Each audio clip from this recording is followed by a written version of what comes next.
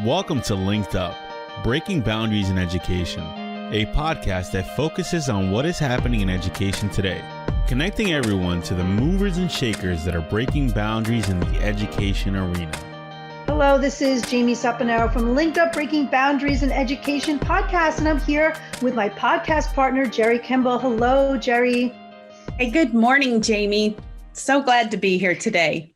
Yes, we have some terrific guests. We have representation from the Middle East and from the Midwest. And we are actually talking about lessons learned from the pandemic. We're taking a retrospective look today.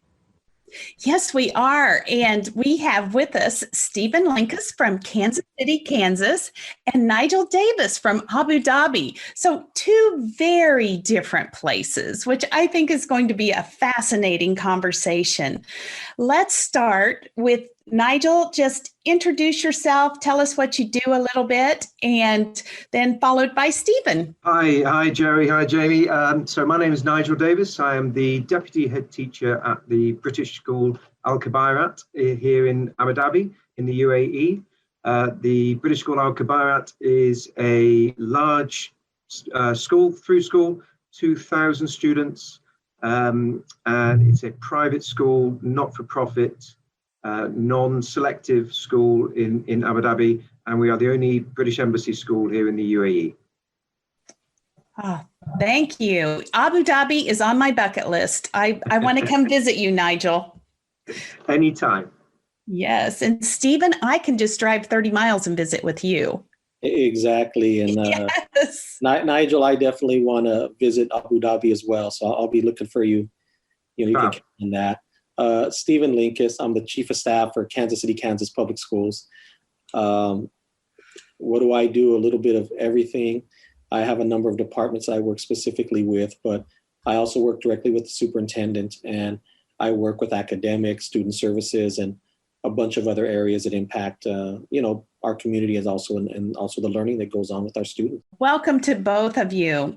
Steve was on our very first podcast. So this is a really great retrospective look. Speaking with Stephen, because we can actually think about what your plans were in the beginning, how they actually had to morph and adapt throughout the year, and then of course your lessons learned. And Nigel is also from the same school that who was on our first podcast. So it's going to be a really nice way to take a look at where you started, what your plans were, and where you are now. Yes, this is going to be a great conversation. So it's 2021. As you look in that rear view mirror and you think about the pandemic, I know a lot of districts are having a conversation about the 3 A's. What practices are you going to adopt moving forward, adjust, or abandon that you have started during this pandemic? So, Stephen, I see you nodding your head. Let's start with you. Wow. So as we look at adoption, I think one of the things that's really helped us is this has really pushed technology integration and the use of various platforms. I don't think that was something that we would say as a district we were on the forefront with. We were in the forefront of, we were already a one-to-one district, which a lot of districts weren't coming into the pandemic, so that helped a lot. But the other piece to that is it wasn't integrated into instruction, maybe at the level we would like. So we've seen improvements in that, and we've seen creativity with our leadership and our staff with how to use technology and how to do that. So that's one major adjustment that we've made. I think adopting, so at this time you have to look at all areas. So especially at the secondary areas, what we've adopted is some kind of hybrid type learning. So we have teachers that are teaching X amount of students in the classroom, but also have a number of students who are at home who have chosen to remain in remote learning through the end of the school year. So they're teaching the lesson in front of a group of kids, but then also have a group of kids that are at home and of course using chat and using different things to try to get explanations. So at this point, we've adopted that. We've looked at potential of distance learning. I know that's something that's gone on in universities in a number of places, but we're looking into potentially what we can do to maybe have that option available in the future. It may or may not be in the fall, but it is something we've started to examine and look at that. Abandon, I'm not sure. Hopefully we'll abandon the old sit and get, where it's just, you sit there and listen for an hour and a half, but, Zoom is hard. Zoom creates its own unique challenges. And, one of the things I talked about yesterday with someone I'm mentoring is they said when I taught, it was all about getting 4 to 5 kids in a small group as other students worked on activities. And then I would rotate groups to progress monitor or as needed. And, how do you do that with Zoom? As an adult, you're not going to leave the other 25 kids in the room alone because there's a potential for things to happen. We were all teenagers once, just using the example of high schoolers and the middle schoolers. So it's really done some things like that.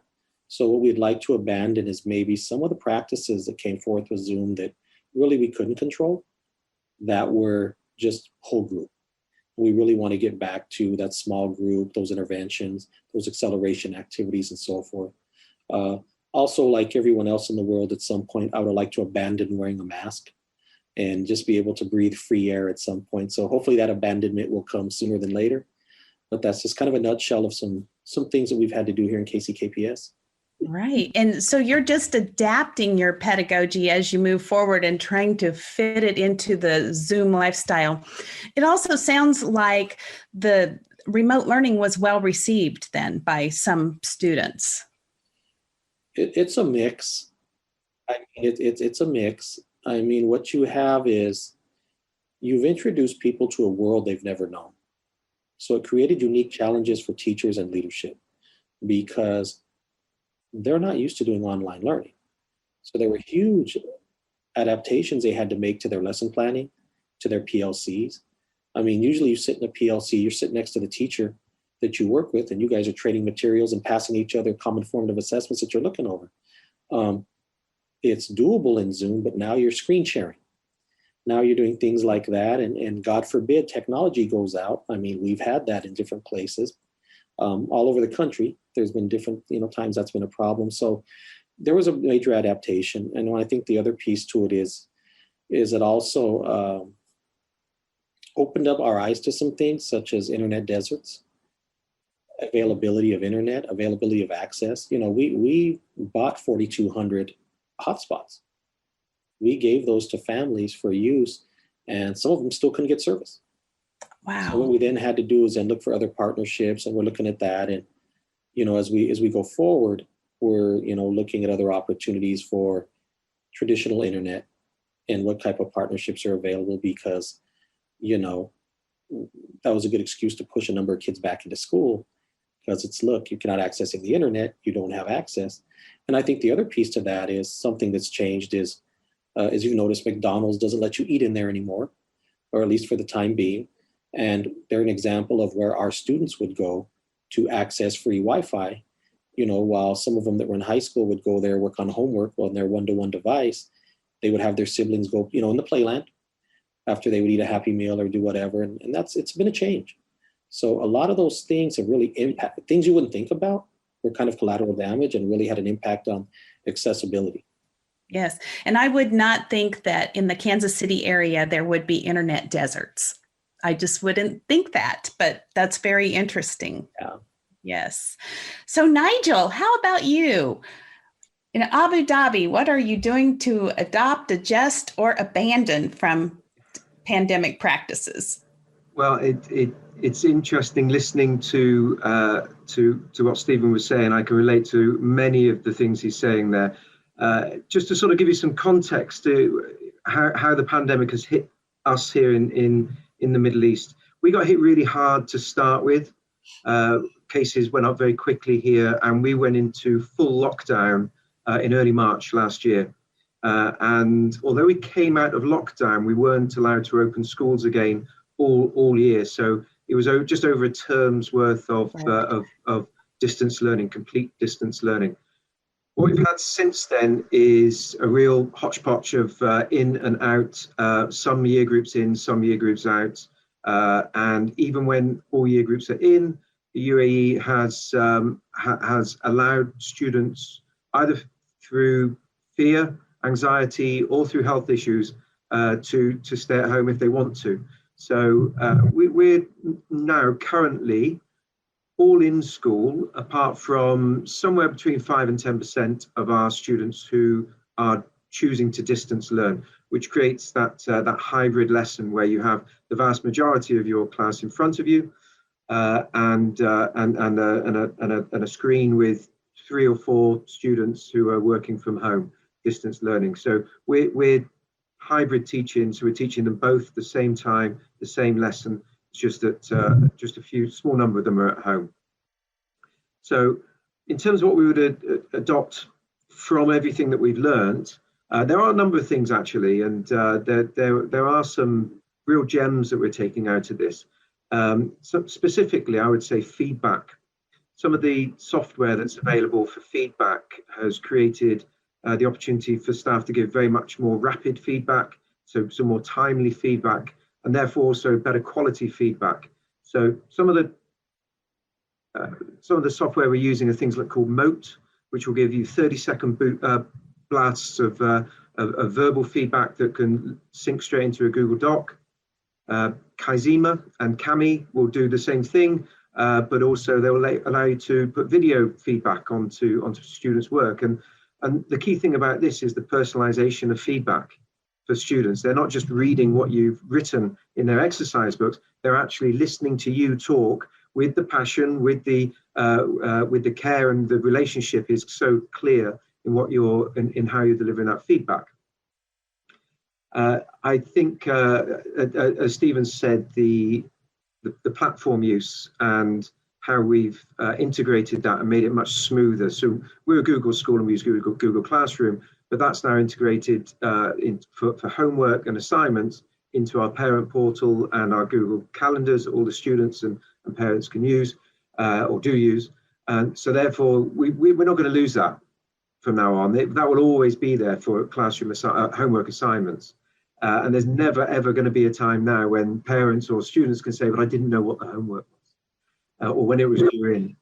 Other things I think I'd like to adopt, just as a maybe tongue-in-cheek one, is I haven't got a tie on, and I haven't worn a tie for a year in school, whereas I'd spent the last 25 years of my professional teaching life wearing a tie. So, and I'm pretty sure it hasn't changed my efficacy as a professional. So, but it's maybe much more relaxed. So I'm quite happy about not bringing any ties back. That's for sure. In terms of what I would like to adjust, sort of keep, our parents' evenings have changed. We've gone to a system called School Cloud for Parents Evening, and it's been mostly well received by over 60% of the parents we surveyed after our parents' meetings have said we prefer this method of online. It's a little bit like a Zoom meeting. But it's timed and it will cut off after the time period. And so I think we will keep that for a lot of things, but a lot of parents did say that we would miss that interaction of being right in front of someone in person. And so whether that stays or whether it stays in a sort of hybrid form, I'm not sure. One of the other things that we want to adapt as we move back into normality, whenever that is the cloud-based collaboration with students. Staff have really thrown themselves into getting students to collaborate in the cloud, obviously because it's really tough to do it in school at the moment, and especially when we're distance learning. Our schools, sorry, I should have said this, our schools are very strict 1.5 meter distances. Students are not allowed, even when they're moving between lessons, to get within 1.5 meters of each other or a member of staff. And that produces real challenges when it comes to many subjects, and in particular, how you teach them. So I think collaboration in the cloud, bringing that together with collaboration in class when we're back in, and group work and paired work and teamwork, that will be really important. And the CPD as well, online CPD, I think is the future. I think in-person CPD it's too costly. It's often not at the right time, and it doesn't push you for impact of it as well. So I think online CPD is definitely something that moving forward, as well as Stephen mentioned hybrid distance learners, and will we continue with distance learners? I'm split on that because I can definitely see some benefits of distance learners for certain situations in terms of students who are really challenged socially or emotionally to come into school and have specific needs, but are high functioning enough to work better at home. And actually we see that now with some of our students who've chosen distance learning. They're choosing it not because they're scared of COVID, not because they have health issues, but because actually I'm quite insular and and I really want to do well. And I find that I can concentrate more when I'm at home and really fully focus on what I'm doing. So that would be one. And abandon, I agree totally with Stephen, let's abandon masks, let's abandon social distancing and get back to normal as quickly as possible and have science experiments together again and have football matches and PE and performing arts happening again, because at the moment it's stifled. It feels stifled in a school. It doesn't feel like the buzz that you normally get in a school. Right. And it sounds like a lot of personalization has gone on for you, with the teachers personalizing their learning and students personalizing theirs as well. Absolutely. It's one of the things that, it has forced independence. And that is one of the great things about it. We must cling on to some of the good things. It's been mostly pretty awful, but there has been some good things. Yes. Yeah, for sure. Nigel, you touched on the fact that some students really were thriving in this environment, but some struggled. Some certainly struggled. In part, that was due to equity. In part, because of learning styles. With respect to equity, Stephen touched on it a little bit. But Nigel, what did you have to do? Was there anything that you needed to do in order to make sure that your schools addressed equity concerns? We're very fortunate as a not-for-profit school that 100% of the money we have goes back into the students' education, and therefore, as Stephen said, his school or his district we're one-to-one, so every student has a Chromebook that the school has bought and it owns and controls, but it goes home with the students. So equity of being able to access. And one of the great things about Abu Dhabi actually is the broadband speed is phenomenal here. It's way better than back in the UK, for example. So there haven't been too many issues in terms of being able to access the learning. What we've found is it's been how it's impacted students and their well-being and their emotional well-being and how they're coping with it. So that's where we've put a lot of time and a lot of effort into ensuring that we give teachers now a 2-click system for flagging up a concern if anything changes in the students' approach to learning, in their work ethic or their attendance. And our pastoral team are amazing, and they touch base every day with anybody who's flagged up. And our school counsellor is still having Zoom meetings as well. And it's quite strange actually, because we were concerned to start with. One of the things, looking back, we were concerned going distance learning and being completely 100% online. Well, students just won't turn up, will they? But actually, our attendance, which has always been very, very good, around about 96%. Our attendance over distance learning was almost 99%. So it really surprised us, but we're really pleased with how it went. Nigel, for clarification, you said the 2-click system. Does that mean that teachers would flag students that aren't doing well, and after 2 flags? Oh no, 1 flag. Sorry, it's just 2. We're trying to make things as easy as possible for staff in a really busy, hectic day. Right. So that to report something, just 2 clicks. So once they've got their management system open, they just need to click on 2 things and then write a name. It's actually choose a name, and then it's just highlights, and that flags them up to the pastoral team. I see. Okay, thank you.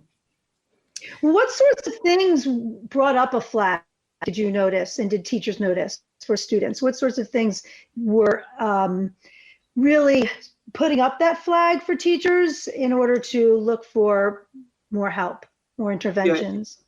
Yeah, it was really when, I mean, it's very hard during a lesson time to identify if there's a well-being issue here. That is really quite difficult. It's underneath.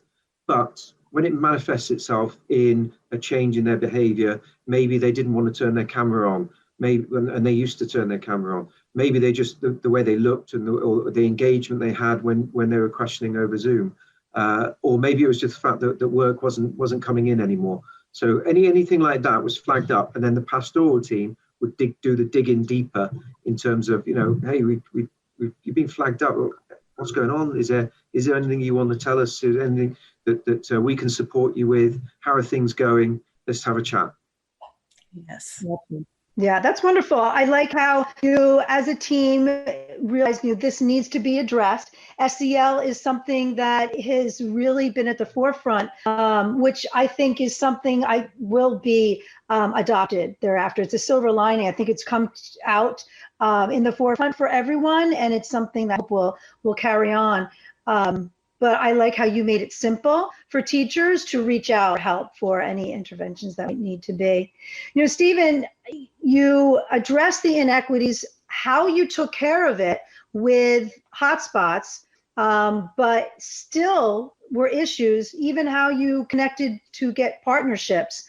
What else were you able to do? And then also, did you see some of the same ramifications that Nigel just described in terms of students' well-being? Yeah, we so ironically, one of the departments that reports to me is student services. So we've done a lot of work in the SEL area. We have counselors and social workers at every school. So that was already pre-COVID. So as you can imagine, their workload increased significantly. They've logged thousands of hours in working with students and families. So those supports were in place. But, the ramifications for us are very different as an urban district. I mean, we had 21 kids that died during this time, some due to gun violence, some due to things like that. And it's very difficult, in these in environments when your connection is to school, your connection is to sports. And that's an very unfortunate side effect that COVID brought on, because it cut off some of those activities and some of those pieces, for a lot of our kids, and I don't want to exaggerate it to act like it's every kid, but we do have a good component number of kids that school is their safe space. And school is the place where they're safest at and make those relationships. And, what I can tell you as a former athlete and coach, especially at the secondary level, if you're into athletics, that coach has a very huge influence on your life and what you're doing in and out of school. And we've seen some of that. The other thing we saw is, with other activities kind of going to the south for a while, it hurt. I mean, we decided to do sports second semester. We brought them back. But it's been very decreased numbers. A lot of kids are not out. So we're dealing with a lot of, I think, mental health issues. And we're trying to assist students, get back to normality. And then the other piece that we ran into is isolation. We have a very different environment than other districts per se that maybe are non-urban, and that most of our parents are quote unquote essential workers and have been since the outset of the pandemic. So unlike a middle class family or above who can all be at home using their internet on their computers, there's a computer in every room, you have access. We may not have that. And the parents aren't at home working, because if they don't show up to their specific place of work, whether it's, what have you, they're not getting paid. So if you're not getting paid, you don't have a roof above your head. So there's been a lot of work being done there. Our homeless liaison has done a lot of work. Our counselors have done a lot of work. Our social workers have done a lot of work. And we've been very targeted in other areas as well, becoming partners with the program Enough is Enough, where we're looking at how to help students with their well-being and, really get an outlet to where they're maybe not engaging in some of those other activities. that are putting them, their peers, and so forth in danger. Getting them back to school since they've come back has been a lot better in that, face-to-face contact. Let's just call it what it is. It's a lot easier to gauge things. The other piece was because of internet, a lot of our kids don't have the camera on because internet speeds, unlike Abu Dhabi, I wish we had that internet, probably aren't fast enough to support 30 kids on the Zoom call going on for a high school of 1,400 kids. Well, 50 teachers, I'll just throw a rough number out there. That's a lot of internet use, plus the people who are no longer in office and working at home. Plus you can add that up. It becomes an issue. So, we're also dealing with the fact that kids didn't know each other. They saw screen names and faces that may or may not have been. So those are all things that we're helping reintegrate. And I think since coming back in person, kids they were very happy. They were excited to be back. And, we have to temper the social distancing pieces with their ability to re-engage, because there is a need as people for us to be part of community. And I think that's been one of the toughest issues that we've all had to deal with in regard to COVID.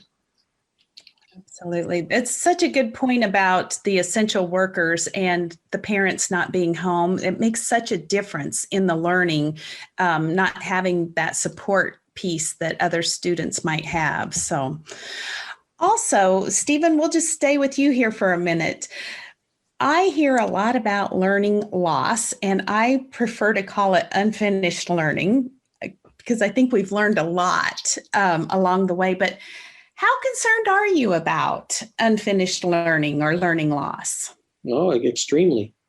I mean, I've seen studies that say it's 12 to 16 months amongst students of color in math and 7 to 9 months in reading. It's a major concern. I mean, we have to remember 41 to 43% of our kids are second language learners that are actively identified. That's not counting the exited kids. Those are still students who need support sometimes with language. So, you're not going to there's no word walls. There's no sentence frames anywhere where you walk in. A lot of those basic language pieces that help the learning and the pedagogy in the classroom are not available on your Zoom.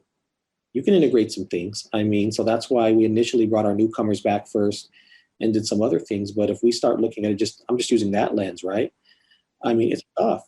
There's a lot of learning loss. And the other piece is, and just sticking with this particular subgroup, when are they going to use English?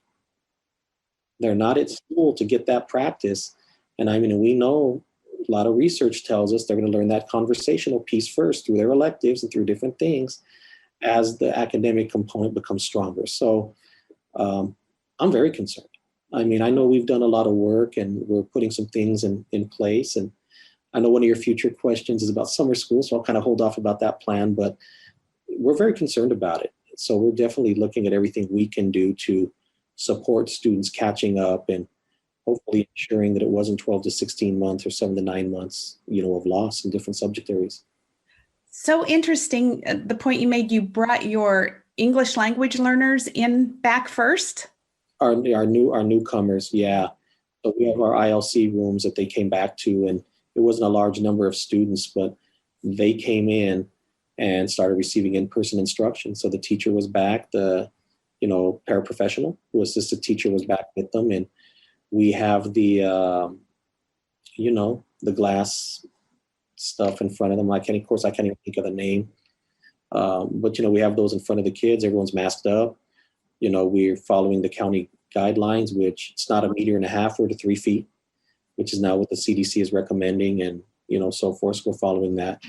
But we've done our best to get people back. And then, eventually we were able to bring back as many students that chose to. And we have about 75% of our students that did choose in-person learning.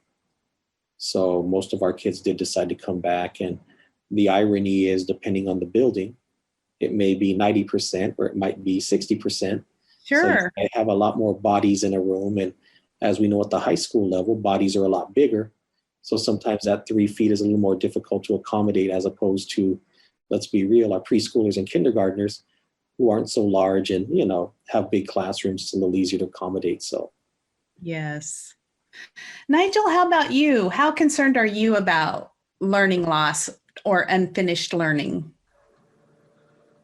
I mirror most of what Stephen said, in particular, minorities, and in particular English as an additional language. And we have over 40 different different nationalities here, because with the British school, and about 60% of our students are British passport holders, but the rest come from all over the world, and many of them, the English is not what they speak when they get home.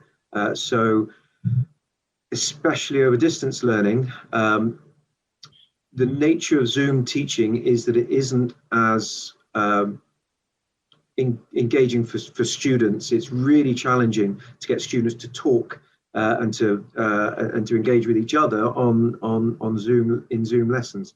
And further to that, it's not only learning language better when they're in person, it's also socially amongst friends at lunchtime and break time. They mix, and even though English is not the first language, English is the language of everybody's talk in the school. So yeah, definitely for English as additional language learners, it's a real issue. But I think there is no doubt at all that learning online, learning at home is not as effective as learning in school face to face. I did a survey of our staff to see what their perception was about learning, not about their results and how they've done, just their perception of how the learners at home are getting on. And I'll paraphrase it, but one of the bits of feedback from one of our science teachers is that distance learning being a success is the biggest lie of 2020 and 2021, because yes, it can, for a small amount of students who are totally engaged and really want to do well, it can work, but the vast majority is just not anywhere near as effective. So it is definitely there, the concerns. What we also did was we cut down our curriculum time as well. We're very concerned, especially in distance learning, about Zoom fatigue and about students sitting in front of the screen all day long. And so we cut our lessons from 55 minutes to 40 minutes. So the school day was shortened, and we also took them off of timetable for quite a few days, and we did a big project. We called it a passion project, and it was anything that they wanted to do, and they had a mentor at school who they worked with, and then they had to do a presentation on it at the end of. I think they got 5 days to do it, to spread across days, so a day here and a day there, just to get them off of Zoom. But of course, that's again cutting down curriculum time. So curriculum time, learning loss is an issue. But there is a but in that as well, because when we talked about students coming back in, and our students came back, as I said earlier, at different stages, first and foremost, before we start even working on curriculum loss and learning loss, let's get them in and loving school again. Because as Stephen said, they're not used to being in school, and they're not used to being around each other. So our emphasis when they came in was about getting a love of learning and a love of being a BZAC student again. We didn't even want to touch on any sort of learning loss, just because we didn't want to create that anxiety, which we know is there in some of our students. So it was all about the love of learning. And I do feel that, I absolutely agree there's been learning loss, but I do feel that our students, now they're back in school, will accelerate and will pick things up as they go on, as soon as we're back to normal. But even not back to normal, the progress in the students since they've been back has been tangible. That's great to hear. Yes. And I love the idea of welcoming them back in a very caring environment, because I think if we haven't been socializing, it's kind of like a muscle. You kind of lose some of the skills you had. And so we need to just kind of baby step back into this again. Especially in that formative age of grade 6 to grade 8. So we call it year 7 to year 9, those formative years. And in particular, the grade 6s hadn't been in school at all, and it was we changed schools, we changed phases at year 6, and so they hadn't been in their new school for a whole school year. Yes, right. Met new friends, they'd seen faces online, but that's it. broached on it before, Stephen, summer school is certainly a way to address some of these concerns with respect to learning and what they may have missed, what they really never got. And summer school has always been in place, but now you may have new goals. Do you intend on using summer school? And if so, have your goals changed? Stephen, go ahead. Yeah, I would definitely say they've changed. We have a larger number of sites that will be providing summer school to a larger number of students. We're actually using ESSER funds, which come from some of the CARES Act and other names that it's had, through the last, 12 months. So we're using that to extend the time that we have, not necessarily the days, because we also don't want to look at teacher burnout. We do have to have employees that can be there to work with kids. So what we've done is we've become more targeted, and we're going to look more at those high yield standards. Back in the old days, power standards was the word people used to use. We change vocabulary all the time. So we're looking at those high yield standards and really looking to catch students up and use that time frame a little longer. The other thing we've talked about is a 4-day-a-week summer school. So that way adults aren't working 5 days and kids aren't at a building 5 days. It'd be a little longer than your traditional 5-day, but so you still get the time. But we would also have an enrichment time that would be potentially some type of quote unquote special or elective, depending on if it's a elementary or secondary school. So we've looked at those things. We think it's very important. And as we hit those high yield frameworks, high yield standards, it's also important that the students get those, as Nigel stated, those social opportunities, because for a year, some of our kids have not had opportunities to hang out with other kids. And granted, we still have to be careful. We still have to be, I'm not saying we're kicking anything aside, but they do need to interact, because it's, we know already that our students, it's TTYL, BRB, be right back, talk to you later. It's a lot of text talk, and they need those opportunities to expand language. And they also need it modeled from teachers. So yeah, it's going to look very different in that sense. We're excited about it. It's a great opportunity. And, we're also looking at how to make it worth the teacher's while, because reality is this: we've all worked harder. I think about it now, and there's things I would have just walked upstairs and had a 2-minute conversation about that now we're a 30-minute Zoom. And, the Zoom fatigue, I laughed when Nigel brought that up, because we as adults have it too. The kids, it's a little worse, but we have it badly. But it's one of those things where, we also have to reflect on what's the efficiency of our work. We're doing a lot more meetings and a lot more looking at these screens at each other, but is it pushing the envelope in the areas we want it, which is student outcomes and student learning? So, that's also another reflection piece as we move forward, and, as we get more students back next year, and, hopefully have a full school and be able to have everyone back in some way. Yeah. Nigel, have you done summer school before? Do you plan to continue? It is not something that British curriculum schools do. It's quite alien to us. The summer holidays are sacrosanct to teachers, but for most of them in the UK, they say that's the reason I'm a teacher. Secretly, never in a job interview. But it's not, and I guess because of that, philosophically, I'm hesitant to say I would. I think to say I would support it, but that would be unfair of me, because I don't know enough about them, because I've never worked in a system that uses them. The thought of and I think I'm right in saying, Stephen, that people only come back to summer school if they don't get enough credits to pass that semester. Or, is that right? It depends. So high school, potentially it could be for those reasons. In our elementaries and middles, it's potentially for being behind in reading or mathematics. So we'd look at academic areas and identify, but this year, because of COVID, the pandemic, and us not having that, like you said, for a year of in-person learning, it's a much larger number than it normally would be. So luckily the ESSER funds are here this year. We're going to use those to hopefully get many more teachers in buildings and support a lot more students, because we also know there's learning loss in the summer. We know a Right. lot of kids. I'll tell you, when I was a student, I wasn't carrying any books around. I got to high school, I was working, and it was learning those lessons at that summer job. So we also, hopefully it helps us with this, but also keeps us from having teacher burnout.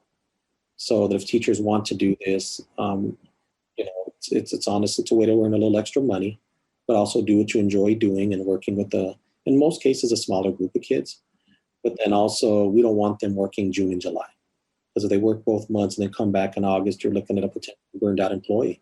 So we want them to have a few weeks, a month, to just go veg out, take a vacation, go, do something that is non-learning related, refresh, charge that brain back up. And then when you're back in, late July, early August, you're pumped up again and you're ready to get back at it because we know the kids are going to have energy. They're getting a little taste of school now, and, they'll be out and then they'll be back again. And, hopefully next year it'll be like a normal year. And kind of gets back to what Nigel said. We did celebrations. Some of our schools had balloons outside. Some of our schools, I got to visit a number of campuses the first couple of days, and it was nice to be out there. And, it was different because we were all masked up and, things like that. But it was still fun to see the kids. It was fun to see the parents taking pictures of their kids, getting to the elementaries. The stuff you normally enjoy in August, right? It was weird to be enjoying it in March, but it wasn't any less fun. It wasn't any less inviting. And even getting to the high schools, it was weird because, high school kids, they interact, they talk, they were kind of like looking around, and I'm like, okay, is something wrong here? But I'm like, okay, wait, it's been a year since they've been in a school building. It's kind of like, well, wait a second, what am I doing here? And they're readjusting. And, but it was nice because they were willing to go along with the rituals and routines, and really not a lot of pushback. Yeah, it is an adjustment going back. Nigel, maybe wearing a tie again. All of those things. Yes. We are going to wrap up the show with 3 lightning round questions that we're going to ask you to answer in 1 minute or less. So, Nigel, we'll start with you. First question of the lightning round. What do you know now that you wish you had known before the pandemic? Very quickly, I wish I'd known how long it was going to last, because I think if we'd known how long it was going to last, not that we could have done a lot of, there were so many changes in how we had to approach it, but I think if we knew how long it would last, I think what we would have done is being able to work with other schools and sort of get together and pool intelligence and ideas of how to cope. And we all thought maybe a month, maybe 2 months, and then we'll be back to normal. But we're now thinking about September, which is when our new year starts. How is it going to look? Because we just can't see that it's going to look a lot different, unfortunately. Mm-hmm. So, yeah, you would have collaborated a little more to use your resources. I think so. Yes. Okay, Stephen, what do you know now? Well, access to internet, access to that type of things outside of the classroom, and really the impact the libraries, the McDonald's, and the different places like that with free Wi-Fi really do have that we don't even think about or never thought about before. I think that, and we're doing some work and having discussions and seeing what's available, just building partnerships to have accessibility to internet for everybody, for our student base, so that when we have snow days, which we're looking at some online snow days in the future, potentially that could be a route we can go to, so there's no learning loss on those days as well. Right. So you probably won't have snow days, or will you still? I was smiling because we don't have snow days. We used to back in the UK, but we have rain days. Okay. So Okay. in the Middle East, the buildings, they've all been built really quickly and they're brand new, but they haven't been built to be waterproof. So when it rains here, it really rains. It will only rain twice a year, or maybe twice a year. But on those days, there's a good chance your whole school will be flooded and you get sent home. So we have rain days. Wow, that's cool. Yes. So Nigel, back to you. Question number 2. What is a silver lining that has come out of the pandemic? Well, we touched upon it earlier, but it's definitely is the professional development when it's come to digital technology. We were on a journey anyway with digital technology. We became a Google school about 2 years ago. Wrote the digital strategy, which tagline was to advance and enhance education, but not to replace it, because we want digital technology to work for us to improve learning, not to just be something that is used as a plaything or edutainment, but as something that's really going to embed learning. And we were somewhere along there, but this has really accelerated it. And those Luddites that were still clinging to, I don't need any digital technology. Now they are all proficient, extremely proficient. So professional development in that area, definitely. Right. That sense of urgency just really catapulted us forward. Like we could have thrown thousands, millions of dollars at professional development and never gotten to this point of what we have. Stephen, how about you? What has been a silver lining? I think the forced collaboration. I think as your districts get larger, you get a lot more siloed work. I think this forced a lot of departments to work together who, not for anything bad, didn't communicate, but it was just norms. And it's really forced a lot of dialogue and a lot more teamwork amongst different departments who didn't traditionally talk, and really examination of practice. So I think it's really done a good job of that. I know at the building level, it's really forced some of that as well with leadership teams, teachers, things of that nature. So I think that's been a silver lining, and I hope it's something we can accelerate next year and even take to another level to improve, what our students are doing. Yes, it really does take a village, and we saw that happening. So our last question today, Nigel, is what lesson did you learn from this experience that you would like to share with our listeners? A lesson, I guess it's something I already knew, but it really solidified this, is the respect I have for our staff, our teaching staff, the resourcefulness and adaptability in a time when it was incredibly challenging, where we all felt that we were newly qualified teachers again and really didn't know what we were doing or how to engage students or how to make sure that they were learning. And they really just went above and beyond. And also that as leadership, we don't have all the answers. And it's often that we need to ask the people we're working with. And we surveyed our staff on really regular occasions because things were changing so quickly. And we sat around a table as a leadership team, and we had ideas about how we can move forward with things effectively. But then we put things out to staff. We asked them the same questions, and quite often the solutions came from them or from an amalgamation of the ideas. So I'm so proud to work in this profession with the people I work with, and it's this year's been down in the trenches, sleeves rolled up, working together, and it's been a tough journey, but it's been a great journey too. Right, we've all been first-year educators this year. It's so brand new. Yes, Stephen, how about you? What would you want to share? What experience? What have you learned? I think it just gets back to the flexibility and adaptability of educators. I think a lot of times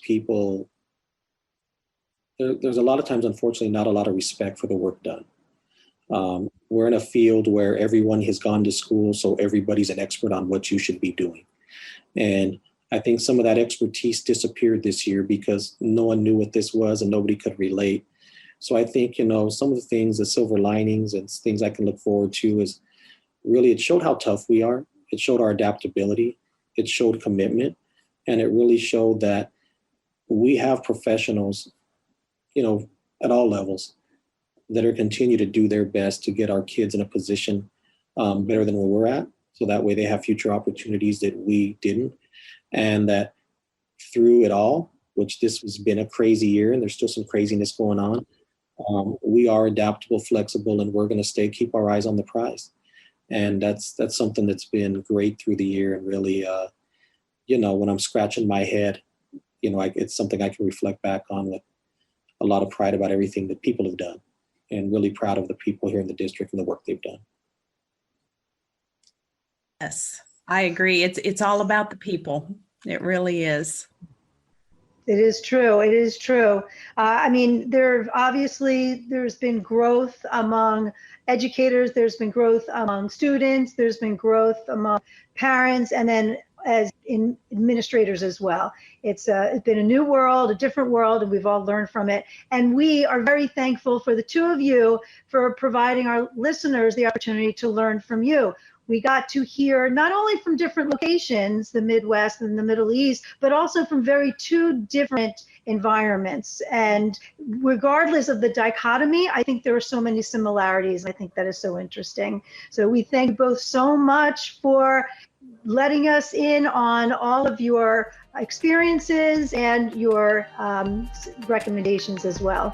So much for joining, and we hope that all of you will subscribe and follow, and hope you all got as much out of this as Jerry and I did today. Yes, thank you both. Thank you for listening. And if you would like to stay linked up, be sure to follow us on Apple and Spotify, and subscribe to us on YouTube.